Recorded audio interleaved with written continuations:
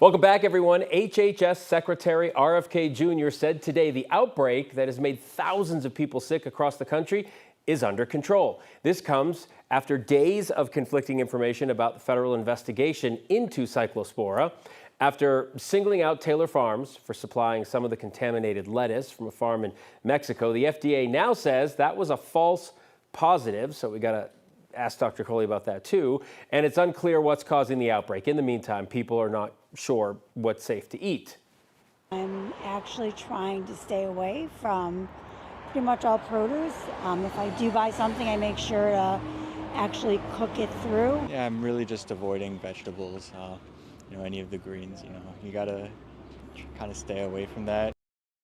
Yeah, and that's part of what I've been doing, but also the raspberries and things of that nature. Our 9 News health expert, Dr. Kohli, joins us now to help us understand what's going on with this outbreak, because whether it's under control or not, and I'm not sure what that means, because it's my understanding that we don't even know all the sources of it, so I don't know how it could be under control if we don't know the sources of it. But even if it is under control, we still need to be concerned about what's out there, right? Yes, definitely. And just to give you perspective, we're at potentially 7,000 cases, so about 1,600 confirmed cases, 5,100 suspected cases, and at this time last year we had about 249 cases. So that gives you a sense of the magnitude of this is the largest outbreak that we have ever seen in United States history. It involves 34 different states, and to your point, Phil, we don't exactly know where it's coming from, so it's a little hard to say that it's under control. Now, the nice thing about this outbreak, if there is a nice thing, I was going to say, finish that sentence. Well, it is that it doesn't go person to person, Okay. so we're not worried about it as we are about COVID or measles or many of those other types of things. Of course, there's no vaccine, but it is highly treatable.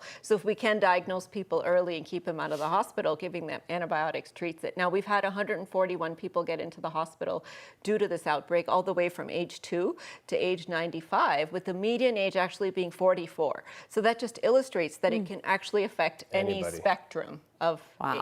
Exactly. When you think about that. Yeah. And there's probably so many people, though, that aren't reporting, too. So that's why these numbers, you can't. So this weekend, we hear this story that the FDA says there may have been a false positive. What does that mean? So and do you believe it? That really surprised me. I'll be entirely honest with you, because our biggest problem with Cyclospora is false negatives, not false positives. What's the difference for folks out there? Yeah, and so essentially the test tells you that it's positive, but you actually, it's not positive. That's called a false positive. The test tells you that it's negative, but it's not. It's actually positive. That's called a false negative. So usually what happens when you have Cyclospora is that you're intermittently shedding at low levels those oocysts, which are what show up on the testing.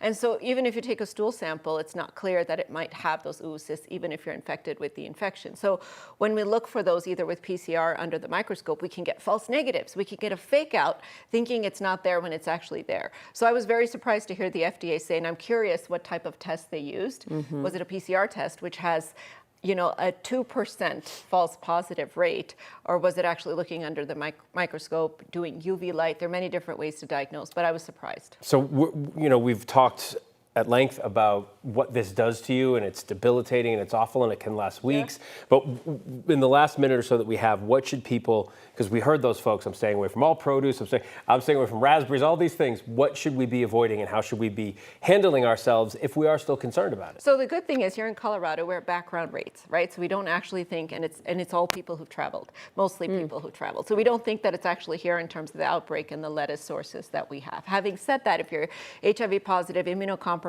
older, younger, have cancer, cook your produce if you're going to have produce, or stay away from it until the outbreak resolves. For the rest of us, it's probably reasonable for us to wash it. What I'm doing is taking out the outer 2 layers of the lettuce, because we know that those oocysts live on the outer layers. If you want to use a produce brush, try not to reuse it, because if that gets contaminated, then that could be a problem as well. Now, what's really interesting about this is it doesn't go person to person, like I said. So if someone in your house is sick, they're not going to give it to you.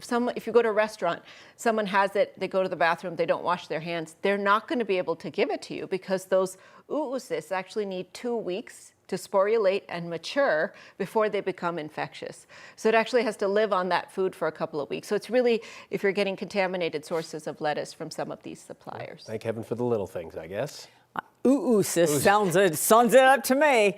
All I know is I was using it as an excuse to not eat vegetables, but apparently I shouldn't be. Anyway, Dr. Kohli, as I saw something the other day. Someone online said that, you know what's never given me Cyclospora? And she opened up a thing of Oreo cookies and started eating them. I know that's not what you would suggest. Or candy, right. All right, Dr. Kohli, thank you.